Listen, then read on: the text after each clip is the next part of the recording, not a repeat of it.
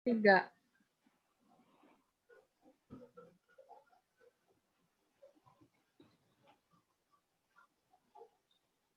Ya, Assalamualaikum warahmatullahi wabarakatuh.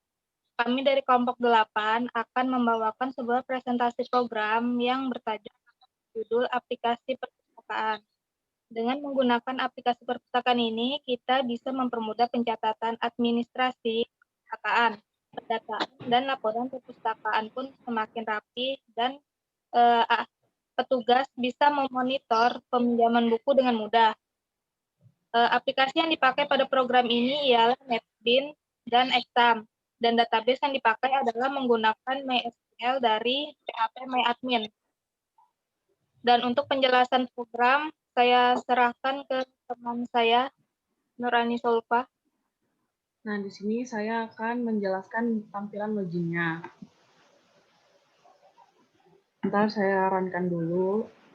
Nah, di sini untuk tampilan loginnya, untuk nama pengguna di sini menggunakan text field dan label untuk menampilkan nama pengguna. Terus untuk kata sandi di sini juga sama, menggunakan text field sama label. Terus untuk masuknya di sini menggunakan button. Nah, di sini kita mencoba untuk memasukkan username sama kata sandinya. Misalkan sini tulisan admin. Nah, di sini saya untuk mencobakan tidak memasukkan yang benar dulu. Nah, kalau misalkan kata sandinya salah akan muncul message dialog dengan tulisan ini kesalahan nama pengguna atau kata sandi yang dimasukkan. Ini sekarang kita masuk ke yang benar. Maka akan langsung masuk ke tampilan menu peminjaman perpustakaan. Di sini saya akan masuk ke kelola siswa dulu. Nah, untuk kelola siswa sendiri di sini kita bisa untuk menambahkan data dulu. Di sini kita masukkan NIS-nya. NIS-nya hanya tersedia 5 karakter aja, tidak boleh lebih. Contoh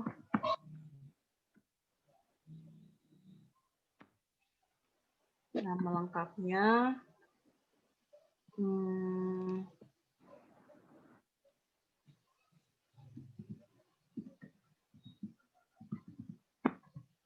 Nah, ini di sini kita memilih jurusannya.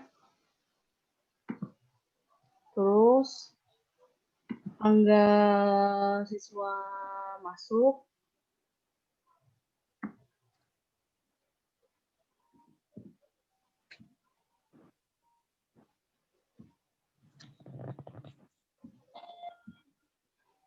Di sini masukkan tempat lahirnya, contoh Samarinda. Baru tanggal lahirnya.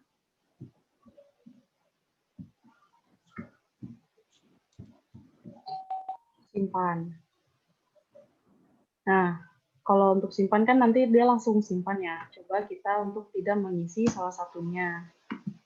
Nah, di sini akan muncul message dialog dengan tulisannya kesalahan data yang masukkan belum lengkap. Nah, klik OK jika kita memasukkan data yang tadi.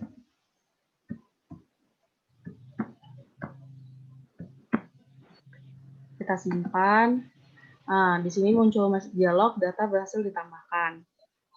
Oke, nah untuk datanya kan belum muncul. Nah, karena belum muncul kita segarkan tabel. Nah, maka data tersebut akan muncul. Nah, terus untuk ubah data tuh kita kalau misalkan langsung klik buttonnya, dia akan muncul message dialog. Di sini Anda belum memilih data yang akan diubah. Nah, di sini kita disuruh pilih, contoh kita pilih paling atas nih, Dita Kusuma. Nah, kita ubah datanya. Nah, untuk ubah datanya di sini ada NIS, nama, jurusan, tanggal siswa masuk, tempat lahir, sama tanggal lahir. Yang bisa diubah adalah nama lengkap siswa tersebut, jurusan, tempat lahir, sama tanggal lahir. Di sini kita ubah jurusannya dari namanya aja kita ubah. Dita Kusuma jadi Dita Kusuma Bangsa. Nah, di sini kita ganti jurusannya jadi IPS, tempat tanggal lahirnya jadi Jakarta. Untuk tanggal lahirnya sendiri kita ganti. Nah, di sini kita bisa reset atau simpan. Kalau reset bakal kembali lagi ke data sebelumnya. Ini kita pilih simpan, karena kita mengubah data tersebut. Nah, akan muncul message dialog, data berhasil diubah. Oke. Kok ini belum belum terubah? Karena belum terubah, kita bisa segarkan table. Maka data terubah. Untuk hapus data, kita sama harus memilih data yang ada di table database tersebut. Contoh, kita menghapus nih, si Maulana Malik. Nah, kita hapus. Nah, akan muncul message dialog di sini untuk mengkonfirmasi apakah kita mau hapus atau tidak. Di sini kita mau hapus, klik yes. Nah, maka muncul data berhasil dihapus. Selanjutnya, kelola buku akan dijelaskan oleh teman saya.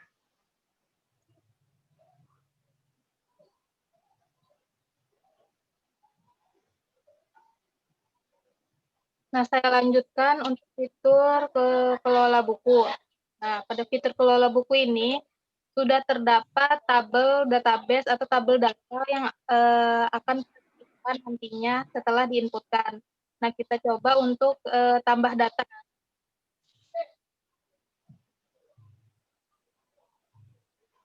Nah, karena pada tabel data sudah terisi beberapa buku jenis dan tanggal terbitnya, kita coba untuk menambah data kembali.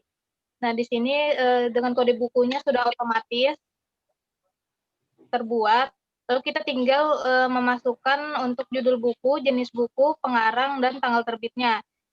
Contohnya di sini coba kita masukkan judul buku dengan judul ilmu sosial. Sudah ya. Coba kita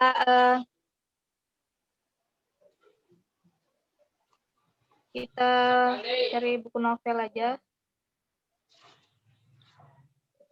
Mimpi.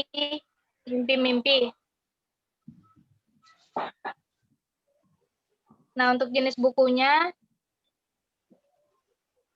kita coba pilih yang novel. Pengarangnya kita coba kasih nama Rindu.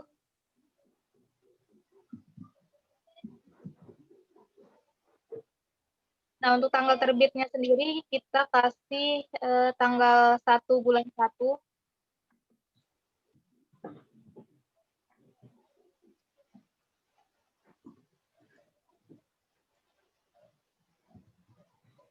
Untuk tahunnya kasih 2009.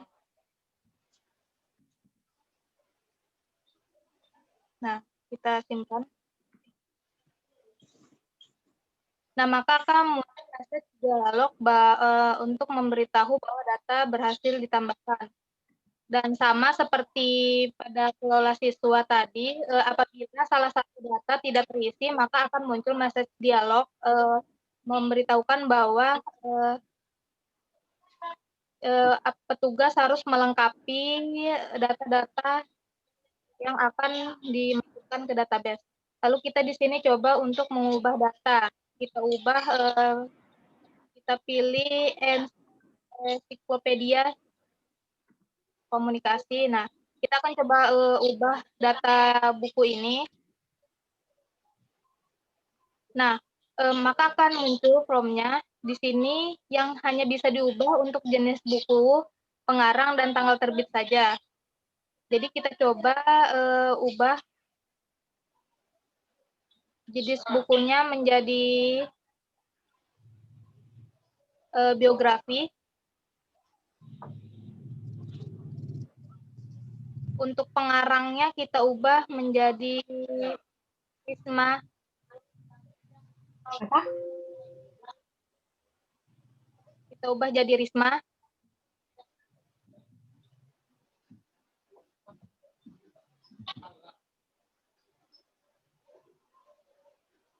Lalu tanggal terbitnya kita biarkan saja, lalu kita simpan. Oke, di sini muncul lagi message dialog untuk memberitahukan bahwa data berhasil diubah. Klik OK. Nah, bisa dilihat pada tabel database bahwa tadi ensiklopedia kan belum terubah, jadi kita tinggal tekan segarkan atau segarkan data, maka tabel database akan terrefresh dan menampilkan data yang sudah diubah tadi. Bisa dilihat ensiklopedia komunikasi dengan jenisnya berubah menjadi biografi, tanggal terbitnya masih sama, dan nama pengarangnya berubah menjadi Dimas. Nah, kita coba lagi untuk menghapus datanya. Di sini saya akan coba kita hapus ayat-ayat cinta. Kita hapus data buku dari ayat-ayat cinta. Hapus data. Nah, setelah kita memilih judul buku dari tabel database-nya, kita tekan button hapus data, lalu akan muncul message dialog di sini untuk memberitahu bahwa data yang akan kita hapus. Tinggal tekan ya, lalu akan muncul lagi message dialog dengan pemberitahuan data berhasil dihapus. Oke. Nah, untuk fitur selanjutnya peminjaman yang akan dijelaskan oleh teman saya. Baiklah, jika data siswa sudah ada, data buku juga sudah ada, lanjut kita masuk ke peminjaman. Misalkan ada seorang siswa ingin meminjam buku, maka si kasir langsung saja menambahkan data. Nah, di sini sudah ada beberapa buku yang sudah dipinjam. Ada 2 buku, yaitu Mari Bung Rebut Kembali, dipinjam pada tanggal 26 bulan 12 oleh Dita Kesuma, jurusan IPA. Kemudian buku yang kedua, Ensiklopedia Komunikasi, dipinjam pada tanggal 26 bulan 12 2020 oleh Maulana Malik, jurusan IPS. Dan di sini untuk penambahan data di bagian peminjaman berbeda dengan pengelolaan data siswa dan buku. Maka di sini ada pencarian data murid dan data buku. Langsung saja untuk cari murid di sini untuk siswa yang meminjam buku, misalkan atas nama misal ini kan Data Kesuma. Bentar deh. Ini kan Data Kesuma sudah ada, jadi saya tuh harus nambahin nama yang belum ada. Nggak apa-apa Kak, ini cerita anggap aja dia minjam lagi gitu, nah minjam buku yang beda.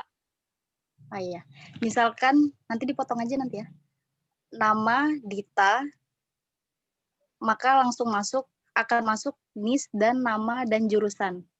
Misalkan Dita ingin meminjam buku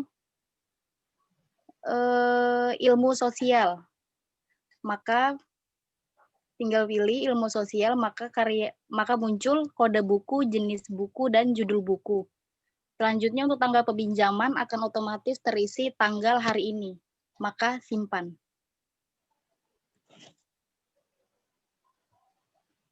Maka muncul message dialog oke. Selanjutnya akan dijelaskan oleh teman saya, Sarah Aisyah.